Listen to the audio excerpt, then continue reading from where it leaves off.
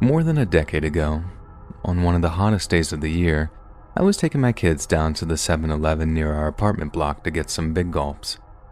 Just as we were walking past a public park, right near a tree line, this completely normal, well-dressed looking couple came out of the trees and starts walking right towards us. I actually couldn't believe it when the guy suddenly told me to give him my wallet and anything else in my pockets. I thought it was a dumb joke of some kind. They looked so well-dressed that they could have been office workers or something.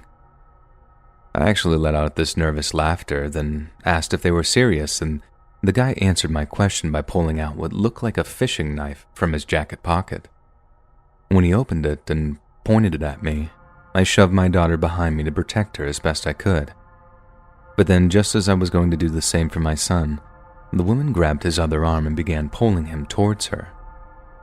I honestly felt like my heart was about to explode with fear. There's no other way of describing it. And I suddenly just lost all sense of self-preservation as I leapt forward to attack this well-to-do looking woman who just grabbed my boy. The next thing I know, I felt what I can only describe as a cold punch under the ribs of my left side, and I looked down to see that the guy had buried his fishing knife in my stomach. What came next feels a little bit like divine intervention, as two joggers had spotted what was going on and came over to intervene. This scared off at least one of the unassuming muggers, but as I turned to check on my kids, I just sort of felt like my legs fall out from underneath me, and I hit the ground hard. I remember hearing someone screaming and thinking it was my daughter, but when I looked, the woman who grabbed my son was on the ground crying and wailing with blood pouring out of her mouth. I honestly don't remember hitting her, but she seemed pretty adamant that I did, and she was actually trying to make out like she was the victim of the whole situation, maybe to avoid getting arrested when the cops showed up. The police that patrolled the park showed up not long after that, and the cops actually started asking the woman what happened, like we were a couple or something. My kids had to tell them that she was the partner of the guy that stabbed me, and this definitely threw the joggers off too because they had definitely assumed that that was the case too. The whole time I just kept begging someone to call an ambulance because I was pretty sure that I was bleeding to death. I got taken to the hospital and, to my complete disbelief, I was questioned about the incident as if though I was a suspect. I had no idea what this was about until a while after, when it looked more and more likely that I was going to be charged with battery for the woman, since it turns out she actually had a decently well-off family and had gotten into some vicious cycle of addiction with some trust fund junkies she met in the city. Her family actually tried to sue me when the charges didn't stick, but it was thrown out and she was sentenced for attempted kidnapping not long after. As for me, I had a tube in my chest for 2 weeks after my surgery to remove the knife, but I thankfully made a full recovery. Honestly, when I look back at it, I'm just glad my kids didn't get hurt in any way, and I still run through all the horrific scenarios in my head where they didn't walk away from that situation unscathed.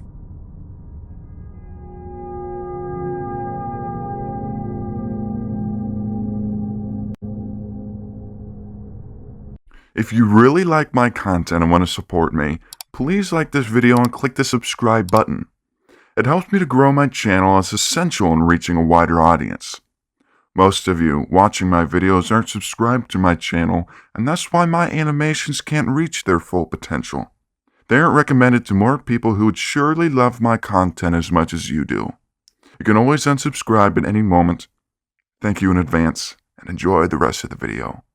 One of the most chilling moments of my whole life was while working at 7-Eleven. Some guy walks in wearing a suit, staggers over to one of the fridges and grabs a ton of those Starbucks cold brews out of one of them before dumping them all on the counter in front of me. The stink of booze off of him was just wild, and as I'm ringing him up, I asked if he'd either had a really good day or a really bad one. He's let out this really hearty laugh and then tells me, "A little of both." He then goes on to explain that he'd just gotten out of court, and that he's been acquitted of accidentally shooting one of his hunting buddies on a trip that happened a few years ago. I was so stunned that I didn't really know what to say.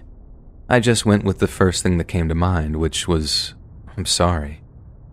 He laughs again, shakes his head, and then asks me, "You know what the funniest thing is, though?" I shake my head, taking the 10 he gave me before grabbing his change from the register, and when he tells me, I swear I almost dropped his money all over the floor when he spoke.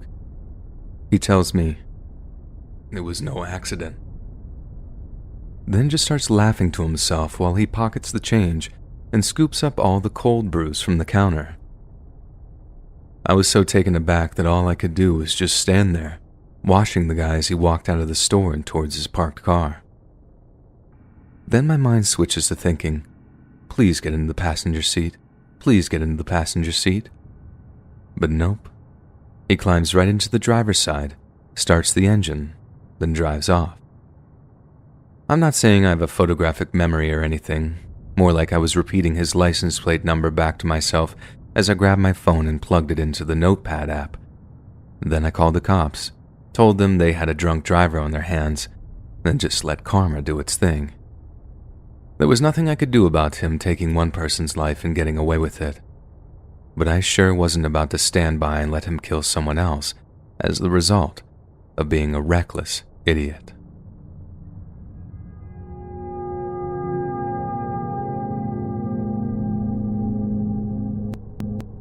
One of the worst days of my life came right out of nowhere. I was working in my job at a local 7-Eleven, just burning away the daylight hours with no passion in life, no purpose, no nothing. Then suddenly, I feel this terrible headache coming on. I take a few painkillers, then got back to what I was doing. Some customer comes in, I ring them up for a coffee and a pack of donuts, and then that's the last thing I remember. I woke up in the hospital, and the nurses were prepping me for surgery. I was told I'd been diagnosed with a bleed in my brain and that the surgery would involve drilling a hole in my skull to drain the fluid. Then, just as they were about to put me under, the head of neurology got in touch with someone and called off the surgery completely. What actually happened is that I'd suffered an aneurysm, and according to my doctor, who told me this much later on, I would have probably been dead on the table just seconds after the surgery commenced. With a brain bleed, the solution is to drill holes in your skull, which relieves pressure and prevents your brain from swelling up and squeezing against your skull. If it does that, it can lead to some pretty serious brain damage, which is obviously very bad news. But in the case of an aneurysm, which is what is actually going on, that kind of surgery can prevent sufficient blood flow to your brain due to the sharp drop in blood pressure in your brain tissue. This then basically starves your brain of oxygen, leading to acute tissue death, which obviously just straight up kills you. That head of neurology legitimately saved my life that day, and the whole thing dramatically changed my outlook on life. A person can still feel perfectly healthy, perfectly normal, and then one little weak blood vessel in your brain and boom, it can all be over for them. Life is a terrifyingly fragile thing, one that can really just end at any moment. I quit my job at the 7-Eleven when I was recovering in the hospital, then asked my dad and mom if they could put me up in my old bedroom while I trained to be a comic book artist. They thought my choice of career was a little outlandish, and I don't blame them, but I think the shock of almost losing me to some random medical thing made them reevaluate a few things too. These days, I work as a full-time comic book artist, and although I don't make a ton of money, I feel like I'm actually living the life I want to, the one I was supposed to live, not one that's being dictated to me by my need for money or prestige or acceptance. I suppose I'm telling you all this because I hope everyone on Earth can live that way too. And it honestly breaks my heart that some people don't have a choice in the matter. Because the idea that someone's life could just end while they were working some terrible retail job, or doing just about anything they didn't want to do, I don't just find it heartbreaking. I find the concept utterly terrifying. Probably because I was just one surgery away from that exact same thing happening to me.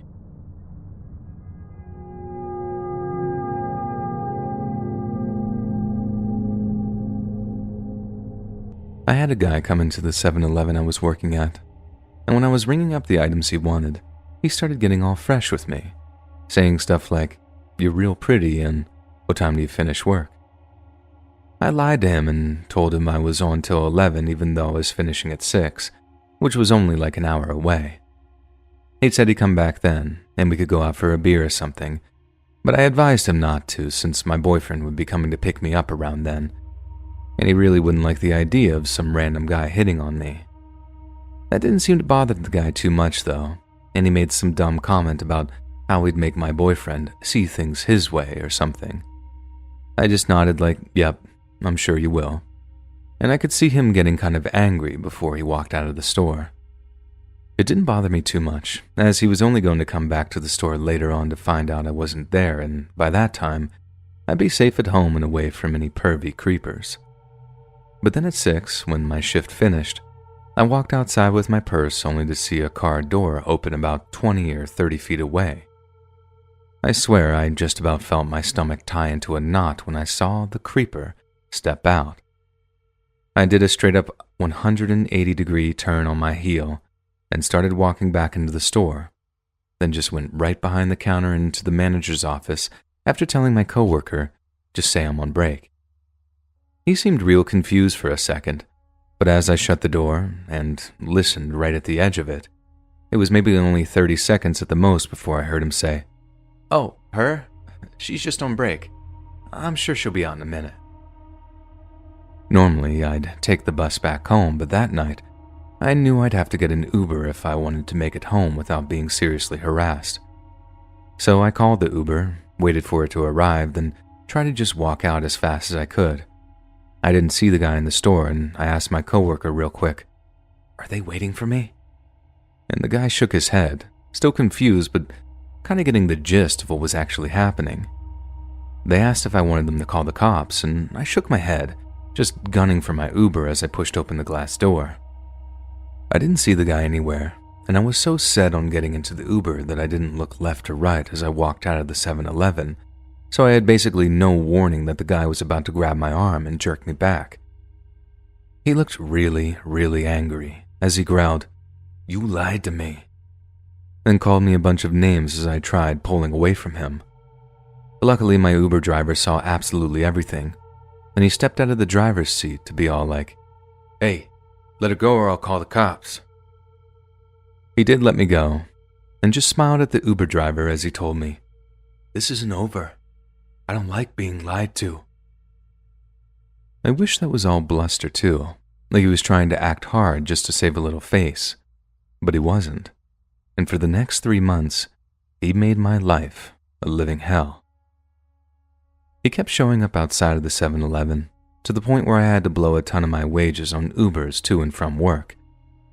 Then there was the time he actually tried to follow me home, and I had to actually tell the Uber driver what was happening so he could drive into the city just to shake the guy's tail.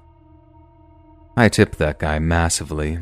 Even though he initially refused to accept the payment for the ride, he insisted on canceling until I burst into tears and begged him to take the money and my tip.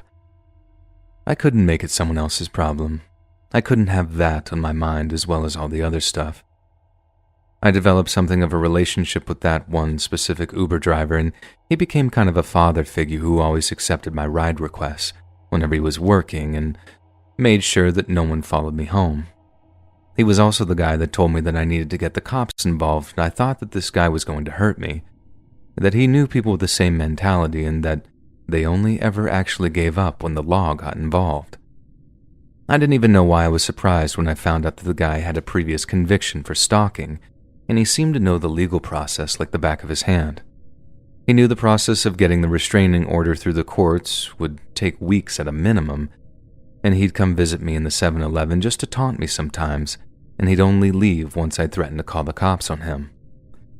That was just about the only thing that seemed to really get to him too, the fact that he'd been arrested and convicted over something like that before. I wanted to tell him that he was pathetic, that he'd never, ever have a good, normal woman all to himself, that he'd always be some deranged psycho who got off on terrorizing those who couldn't defend themselves. But I didn't. In fact, I was told by one of the cops I spoke to, "Do not antagonize this man under any circumstances. We don't know how far he'll push this if you make him angry. If it's possible, do not engage him whatsoever." So like I said, that was my life for like a whole 3 months, until the day finally came when my mom got the call from our family's attorney saying a judge had finally approved the restraining order. For those wondering, It took so long because this guy had no history of actual violence, and the whole arm-grabbing incident wasn't actually classed as an assault for whatever reason. The day it finally came through, though, he must have gotten some kind of notification of it because he just stopped showing up at the 7-Eleven. Seeing him waiting for me outside whenever I finished was such a regular occurrence that when he finally didn't show up, I actually cried with relief. I told Carl, the Uber driver, that I thought I was finally free, and we had a miniature kind of celebration on that final drive back to my house. He still picks me up from time to time, too, sometimes when I've been out drinking with my friends, and it's awesome to be reunited with him after such a sickening ordeal. I suppose half the reason I'm sharing this is to help other girls avoid going through the same thing I did. Don't hesitate to get the cops involved with something like a stalking issue. There are literally laws in place to help deal with things like that. But the big thing, don't ever show a soft side or seem like you're playing hard to get. If a guy shows you any unwanted attention, either completely ignore him or make it clear that you'll just call the cops. Heck, carry a stun gun or pepper spray if you're legally able to in your state, and just show that SOB that you're carrying so they leave you alone. I just don't want any other girl to go through what I went through because I honestly lost almost 4 months of my life to this guy's mental abuse.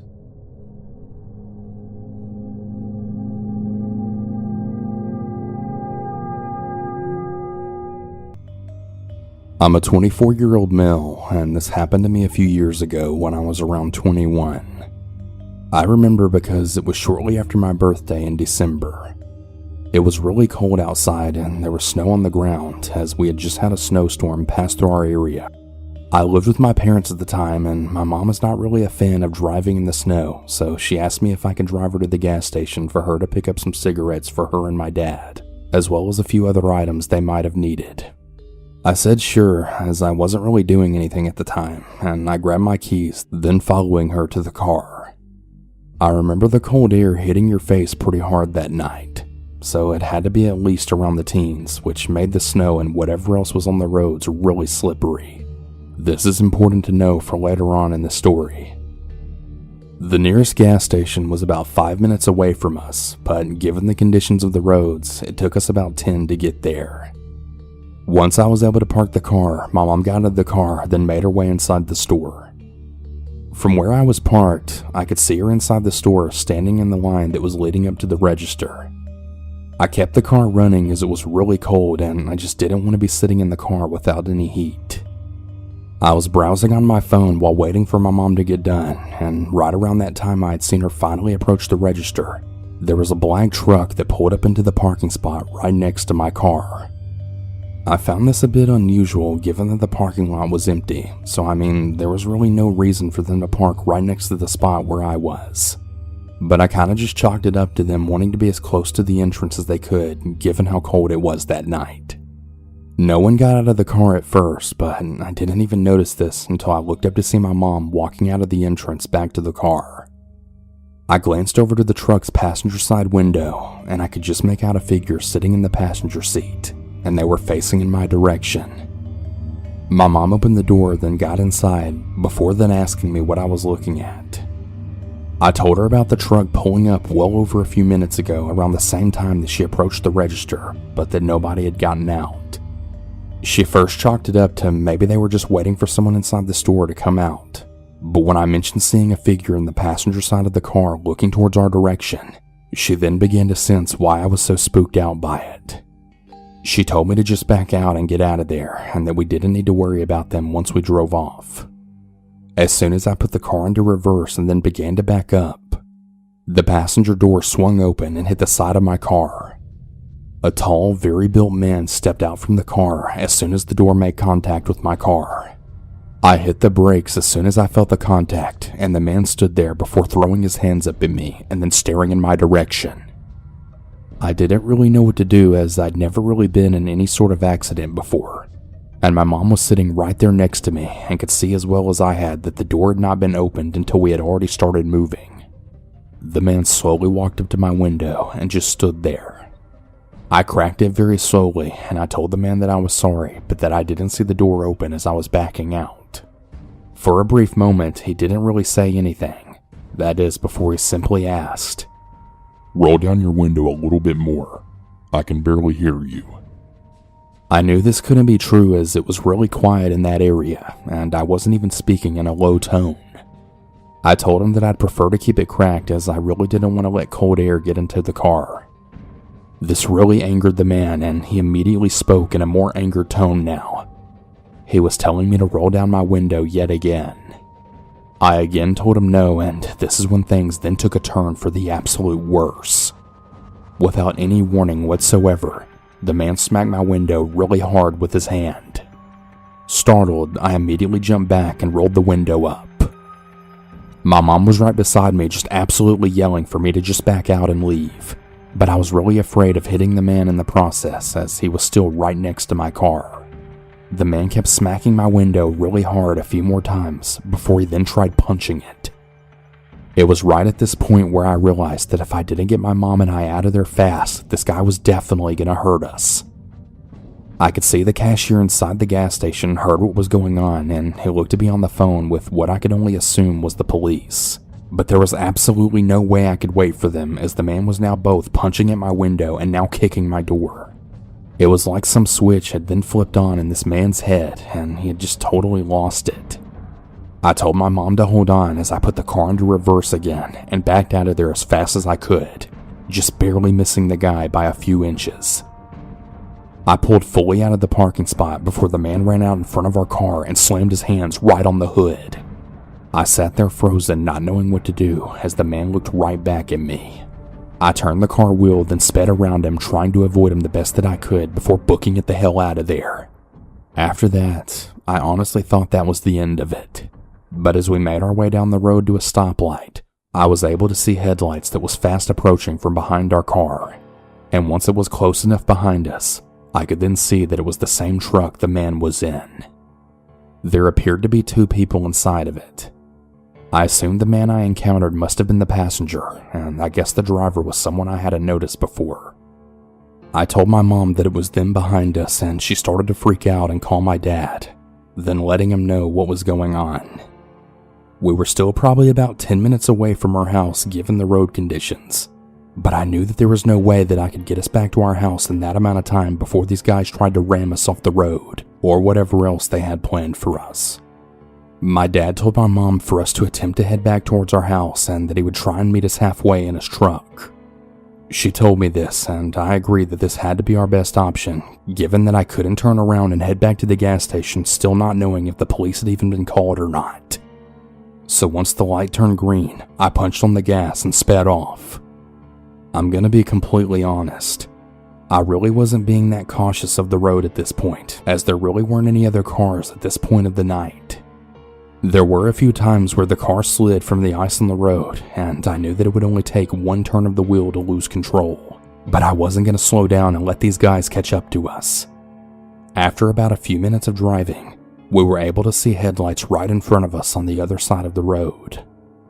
I was thinking that it had to be my father, and as we got a little closer, we were able to make out his truck beyond the lights. Very surprisingly, the truck was still behind us, still keeping pace with me given the road conditions. I could see my father cut across a midsection of the roads and then stop shortly off the side of the road. I started to slow down right as we approached and then pulled off to the side of the road, the truck still following me. As I came to a stop, the same man from before that was in the passenger seat hopped out of the car, then started making his way to our car. The driver opened his door, but before he could step out, both of the men stopped dead in their tracks at the sound of my father's voice. I suggest that both of you hop back in that car and drive right on out of here before I put a bullet in the both of you. I could see my dad walking out into the light, radiating from both his and my headlights. He had his 9mm pistol pulled and aimed right at the man's head as he stood right next to my car. I pretty much just watched as both of the men just stood there for a brief moment as my dad slowly inched his way towards them. The man then very slowly backed away towards his truck before then speaking to what I assumed was my father. "You're really lucky you got here when you did." The man laughed and jumped back into his truck before it quickly backed out and drove off in the other direction. My dad walked to my window and he asked me and my mom if we were okay. I remember telling him that other than being scared shitless, I think we were fine. Shortly afterwards, my dad followed us back home just to make sure no one else followed us. I really have no idea what those men's intentions were or why the man acted the way he did. All I know is that if I hadn't reacted how I did to get my mom and I out of there, I just really hate to think what those men would have done to us. So as some background, my family live about a state away from me, and at the time that this happened, I had just turned 18 years old, and my mom would finally let me drive to go see them, which was about a 5.5-hour drive. No biggie. I was like, bet, I can smoke and drive that easily. And I did just that. About halfway there, I needed to stop to get some gas and get snacks. As you can guess, I had the munchies. I wasn't really familiar with the drive or where the gas stations were on the way there, and they were kind of spread out. So as soon as I felt like it wasn't smart to wait until I found another gas station, I pulled off the highway. I've always been sort of suspicious of people in general because I've not had an easy childhood.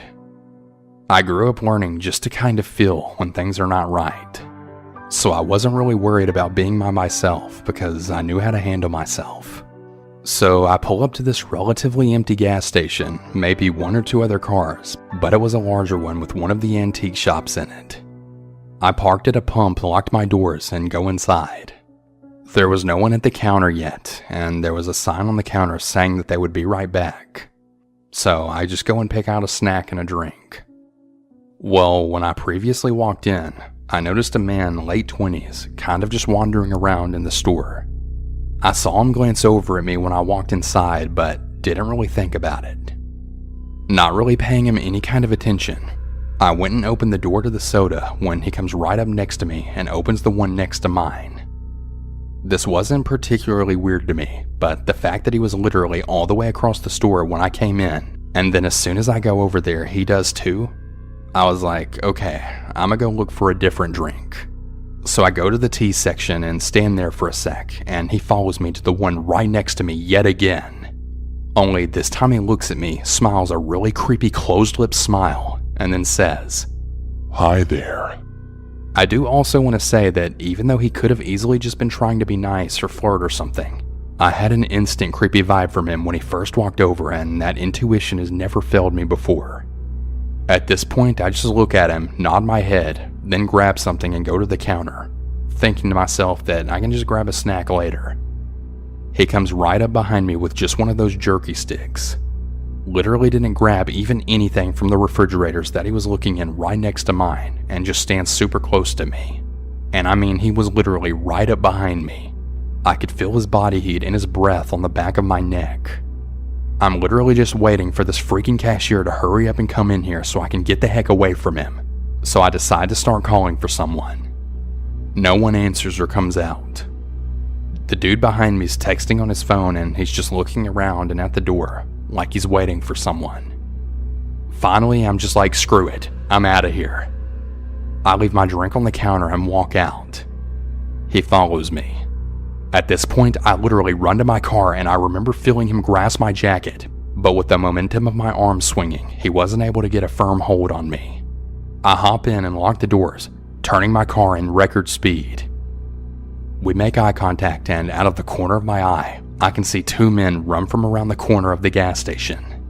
All three of them run at my car, which is not very far from where the first guy is, and I just floor it out of there, almost nearly wrecking my car on the corner. I don't know what they were planning on doing, but I imagine I was about to get kidnapped. I called the police because I don't know where the cashier was, and I just had a really bad feeling that they did something to them. By the time the police got there, they were gone. I now always carry a knife on me whenever I go on that drive.